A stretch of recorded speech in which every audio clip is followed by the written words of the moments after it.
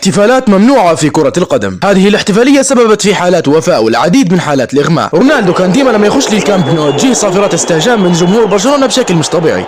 وفي موسم 2011-2012 كانت في مباراة كلاسيكو في الكامب نو، والمباراة هذه كانت مهمة جدا لتحديد بطل الليغا، لأن الريال كان متصدر بفارق 4 نقاط على برشلونة الثاني. يعني لو فاز الريال كانت الليغا حتكون محسومة، لكن لو فاز برشلونة كان حيكون في أمل إنه يطيحوا بالريال في آخر الجولات. هي بالرداء الأبيض أم هي بالثوب البلاوغرانا؟ تمشي على القائم الثاني، ترجع بنزيما خطيرة وكرة الهدف الأول للريال. المريكي يفتح بوابة التسجيل، فرصة كبيرة مرة ثانية والتعادل، كرة في التعادل. النتيجة كانت 1-1 والدقيقة 71 وأوزيل يدير أسيست خرافي لرونالدو. هل سيكون نفس السيناريو والعادة أم أن المدريد محضر مليح؟ تمشي كرة ممتازة خطيرة، يقرب الفرصة والكرة والثاني، الهدف الثاني للملوك.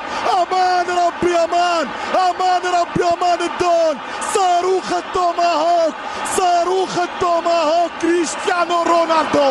ورونالدو يحتفل أول مرة باحتفالية كالما، ولعلمك إن كلمة كالما هذه كلمة برتغالية تعني اهدى باللغة العربية، وإحنا بالليبي بنقولوا روق. ومن بعدها رونالدو كل ما يسجل على برشا قاعد يحتفل بهذه الاحتفالية، ومش تتأكد إن هذه الاحتفالية استفزت جمهور برشلونة بشكل مش طبيعي لدرجة إنها وصلت للاعبين. فلما احتفلوا بالليغا في 2015 بيكيه كان يستهزأ على هذه الاحتفالية، ويجي موسم 2016 قبل مباراة الكلاسيكو في الكامب نو داني ألفيش يطلع ويستهزأ على رونالدو باحتفالية كالما.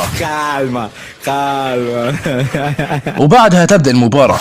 اليوم إما أن تكون كتالونيا ملونا بين لون الدم والأصفر برشلونيا، أو أن تكون ملكيا. محاولة رأسية، كرة هدف أول لبرشلونة. مارسيلو مر يلعبها على يمين توني وعرضية خطيرة.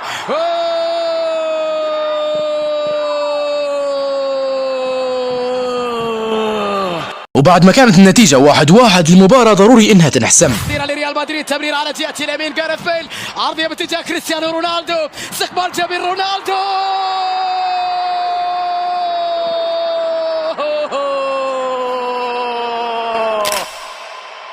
وبعدها رونالدو دار الاحتفالية قدام جمهور برشلونة، ويقال ان بعد هذه الاحتفالية صارت العديد من حالات الاغماء وهلبة حالات وفاة. وبعدها الليغا على طول طلعت ومنعت هذه الاحتفالية لانها تسبب في استفزاز الجمهور وتحرض على العنف.